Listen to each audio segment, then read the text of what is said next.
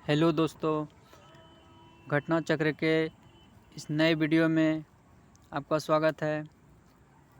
आज हम आधुनिक इतिहास के ईस्ट इंडिया कंपनी और बंगाल के नवाब के बारे में पढ़ेंगे। चलिए वीडियो को शुरू करते हैं।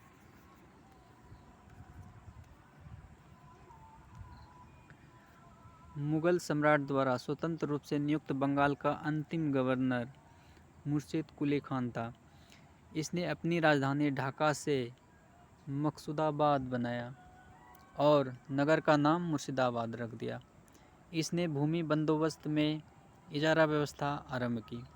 अलवर्दी खान ने यूरोपियों की तुलना मधुमक्खियों से की तथा कहा कि यदि उन्हें ना छेड़ा जाए तो वो शहद देगी और यदि छेड़ा जाए तो वो काट काट कर मार डालेगी।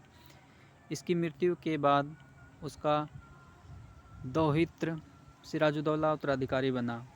ब्लैक होल की कथित घटना 20 जून 1756 को सिराजुद्दौला के समय में हुई थी। जेड हॉलवेल ने जो शेष जीवित रहने वालों में से एक था के अनुसार 18 फीट लंबे और 14 फीट 10 इंच चौड़े कक्ष में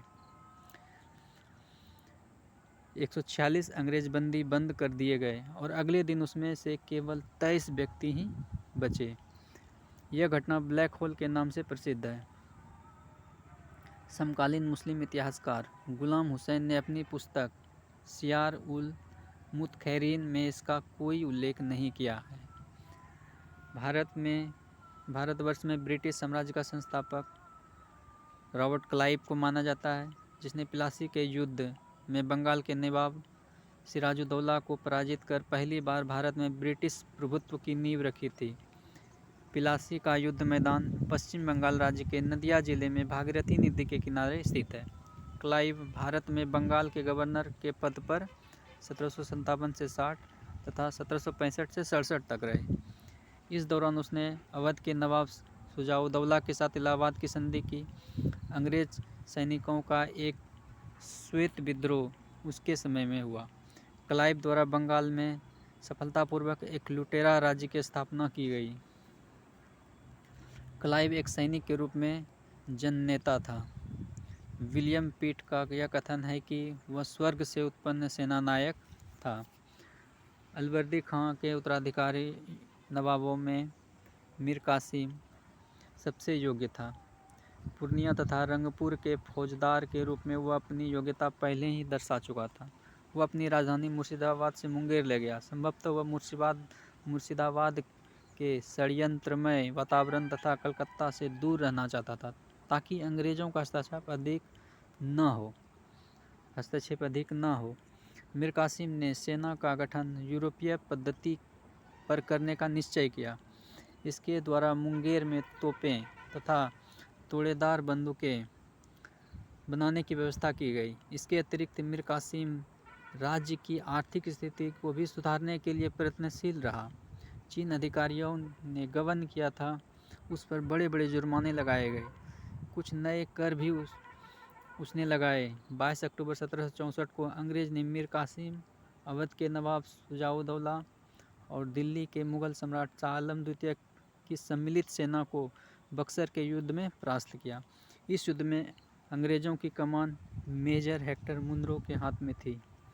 इस युद्ध के समय वेंसिटाट बंगाल का गवर्नर था। इस युद्ध के परिणाम ने प्लासी के निर्णयों पर मुहर लगा दी। भारत में अब अंग्रेजों को चुनौती देने वाला कोई दूसरा नहीं था। इलाहाबाद तक का प्रदेश अंग्रेजों के अधिकार में आ गया तथा दिल्ली विजय का मार्ग खुल गया। बक्सर का युद्ध भारतीय इतिहास में निर्णायक सिद्ध हुआ। बक्सर के युद्ध के समय बंगाल का नवाब मिर्जाफर तथा दिल्ली का शासक शाह आलम द्वितीय था। इलाहाबाद की दूसरी संधि 16 अगस्त 1765 के अनुसार शाह आलम को अंग्रेजी संरक्षण में ले लिया गया तथा उसे इलाहाबाद में रखा गया। इलाहाबाद तथा काड़ा के जो क्षेत्र नवाब ने छोड़ दिए थे शाह आलम को मिले। 12 अगस्त 1765 की संधि के अनुसार मुगल बादशाह शाह आलम द्वितीय ने कंपनी को बंगाल, बिहार तथा उड़ीसा की दीवानी अस्थायी रूप से दे दी। इस समय Robert Clive east India company का बंगाल का गवर्नर था। इसी समय बंगाल में द्वैत शासन की शुरुआत हुई। कंपनी ने दीवानी कार्य के लिए 2 उपदीवान बंगाल के लिए मोहम्मद रजा खान तथा बिहार के लिए राजा सिताब राय की नियुक्ति की। शाह आलम द्वितीय का संपूर्ण जीवन आपदाओं से ग्रस्त रहा तथा उसे अंधा कर दिया गया।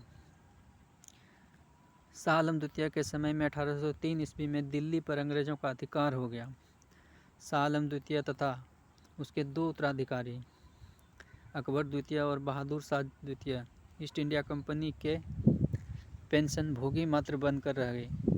1765 ईस्वी में अंग्रेज़ों द्वारा सिलहट की दीवानी प्राप्त की गई तथा बर्मा युद्ध के बाद स्कॉट तथा सिलहट को जैंतिया तथा गारो पहाड़ी क्षेत्रों से जोड़ने के लिए सड़कों का निर्माण किया जाने लगा, जिसके विरोध स्वरूप इन पहाड़ियों पर रहने वाले खासी जनजाति के लोगों ने अपने नेता तीरथ सिंह के नेतृत्व में विद्रोह कर दिया।